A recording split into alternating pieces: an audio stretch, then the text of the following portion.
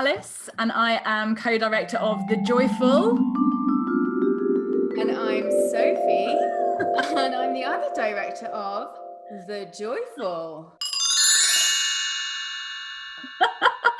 So, as you may have noticed, we are dropping the web as part of a very exciting rebrand for us after 3 years in business, which was one of the things we thought we'd hop on a video and just update you on. So, Sophie, why are we rebranding?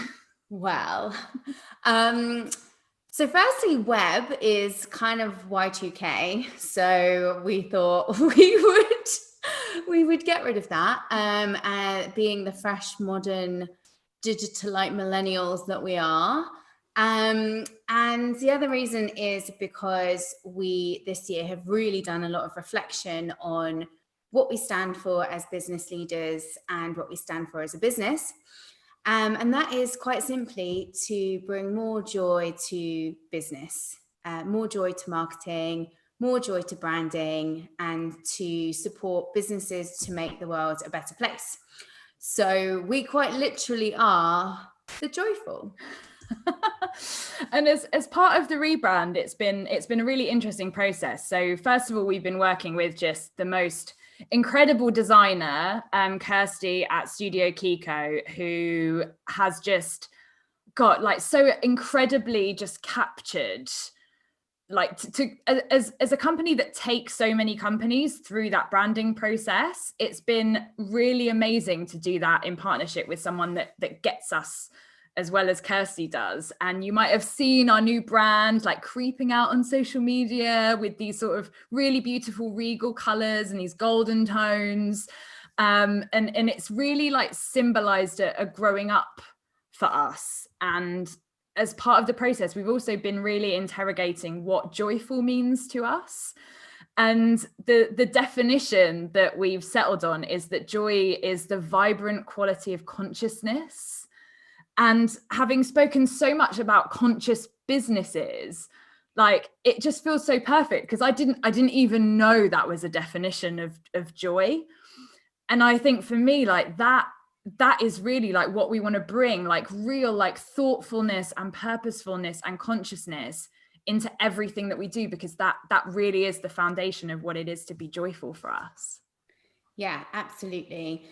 I think that kind of level of vibrancy as well when it comes to doing business, which traditionally has, I don't know, for so many, I think business just feels like something that's like, here's your professional self and here's your personal self. And there's things that are okay in this group and things that are okay in this group. And oftentimes the two aren't allowed to meet. And so for us, really, that vibrant quality of consciousness in business and in life is about the celebration of the two and how the two can come together to really create a better world for people who work in businesses, people who run businesses, and people who buy from businesses. And never really has there felt like a more important time for that than now, when so many of us who are fortunate enough to still have work are doing so within our homes, often not even leaving. So like there's such a kind of mush between our home life, our personal life, and our professional life. And so the more joy that we can bring to those, the better, really. And that's what we really stand for as a business going into 2021, is just more joy, bringing moments of joy into even the more mundane situations, which sometimes running a business can bring. And the other thing that you might have noticed, again, if you've been following us on social media, is that our team is growing, which, my goodness, at the start of this year, we did not expect that to be happening. But we are so delighted to have welcomed Kelsey and Lucy into the joyful family, because it really does feel like that, to be like massively cheesy. But if you can't be cheesy at Christmas, then like when can you be cheesy, huh? Exactly. And Kelsey used to work with Lucy. well, Kelsey used to work with Sophie. I used to work with Lucy. And, you know, we all had a call today. And as Lucy said, like, it just feels like a homecoming. Like, it feels like the band coming back together. And it just, they are just so wonderful. So massive shout out to Kelsey and Lucy. And you're going to be hearing hopefully a lot more from them in 2021 as well. Absolutely. And that is one thing that we've really learned this year, is just the value of the people who you have working in your organization. I think, you know, that many businesses have said it and not all businesses have acted on it this year, but we're really proud to be a business that has really brought something to support the people who work with us in the same way that they support us. So yeah, we're extremely proud of our team and really excited about where we're going in the year to come.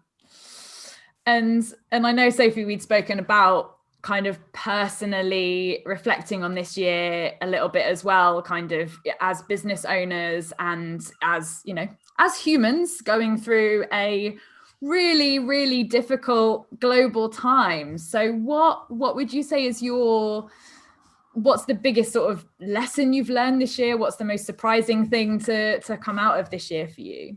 Oh, you on the spot there. What? Mine is like really cheesy actually.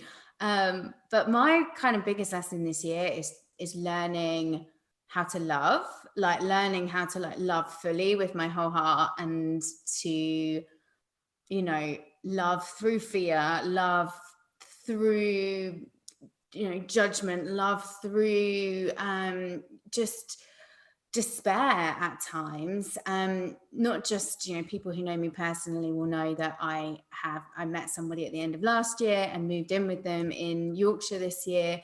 And I'm not just talking about that relationship, although that has been a catalyst for me in many other ways. I mean, in general, in terms of the whole of humanity this year, where there have been some really challenging times where we have been polarized, and the media in many ways has kind of come in to set us apart and set us against each other, where the disparity between how people have been affected by this pandemic, by political opinion, by, you know, all kinds of socio-political issues that have come to light this year. And what has been for me the most rewarding experience of that is just learning how to love despite and because of all of those things. Because I honestly, like, I've got it on my little badge here. This is one of our joyful badges, which you probably can't see. But it says, "Do it with love." And one of our dear friends, Fox, asked me what it is. And I just said, "It's everything."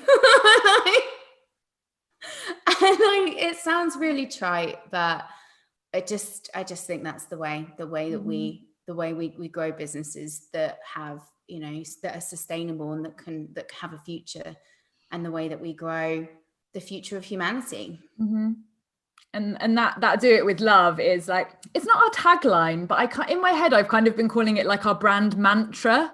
Yeah.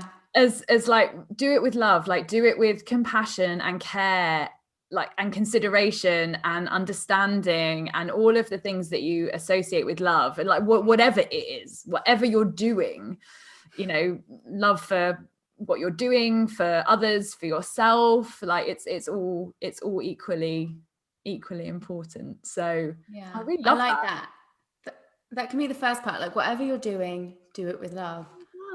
Love it. So what about you, Alice? What has been your biggest personal kind of takeaway of this year? I don't really know how to follow what you just said. I feel like you should be like running for parliament or something.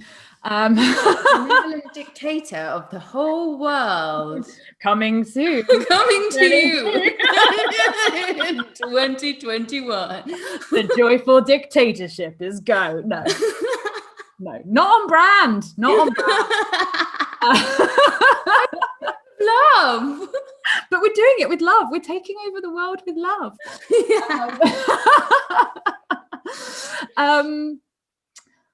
Yeah. I think for me, it like I'm a person who I think my whole life has massively underestimated my own resilience and capabilities. And I've always worried about, worst case scenarios happening and stressed myself out about how I wouldn't cope. And I think that this year has been the most challenging year personally. Oh, sorry about that. My laptop's making noises. This has been the most challenging year for me personally and professionally that I can remember. And I think for me, the biggest lesson has been that I'm not going to underestimate myself again. Like I'm just not.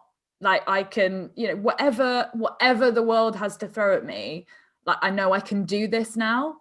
And I think that trust in myself, like you mentioned, love for yourself and for others, I think for me, like that trust in myself needed to happen before I could then trust that other people would have my back and have it handled as well. And I think that's been the massive like transformation for me this year, is that I finally, like for the first time in my life, have learned to trust myself and trust other people in the midst of all of this really challenging times. And like, I don't want to give the impression that it's just been this like year of like flowering personal development for me, because like there have been some dark times. Like even last week, I was basically like crying in a heap on my living room floor. But then I got out of it and I was like, oh, actually, the kind of my emotional landscape has felt very stormy this year, like a lot of people. And I think more than ever, I'm learning to like ride the storms and trust that they'll pass. So yeah, I love that. And I think it's really important actually that you highlighted the fact that it isn't all sunshine and lollipops, and that we're not doing the kind of something that's come to my mind recently is this whole concept of spiritual bypassing, of like pretending that everything's fine when it's not. And I think that everybody really in one way or another this year has experienced something quite challenging, and that's okay. Like, and if you don't have a breakthrough, then that's okay too. But it's so amazing from me to you, Alice. It's so amazing having watched you kind of like little loving. I think we both have. I think, this has been the test of our, the biggest test of our business relationship ever, like not being physically able to see each other, and then you moving 240 miles away. And managing to grow and make progress. I think, like that has been the biggest learning curve. And, if you you kind of wonder in business, like, how would I cope with this? How would I cope with that? And then it happens and you're just like, well, the answer is you just get on with it. Like, in and amongst a few times under the duvet going, why, cruel world, why? And I think as well, before we sign off, I just want to massively acknowledge our clients and the people that we've worked with this year, the people that have come on our courses, that have helped us as a business, that we've worked with. Like all of you have just been so incredibly positive and resilient, and it really has been a joy to be working with so many people like you this year, who just get it and get us and acknowledge the crap stuff and celebrate the good.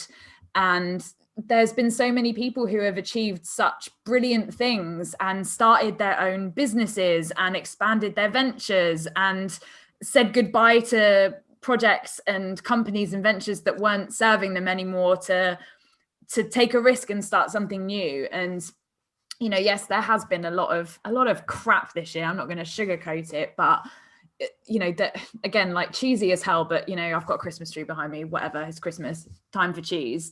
Like there really has been so many silver linings in all of this. There really have been some great stuff to come out of this year, and I really hope that as we go into 2021, we can let go of what isn't serving us and hold on to the great stuff. Yeah, very well said.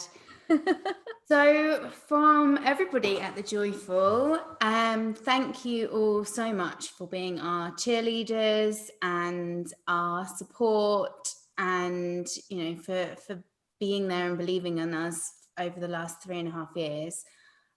We definitely wouldn't be where we are right now without you. And we're so grateful. Have a great new year. Whatever your plans, whatever your solo plans, I think we're going to take some champagne down to the beach and see who's setting off fireworks. Oh, that's nice. I've got way too much food for just people. I eat too much food, way too much food. But yeah, have a great time, however you're seeing out this year, and we will see you in 2021.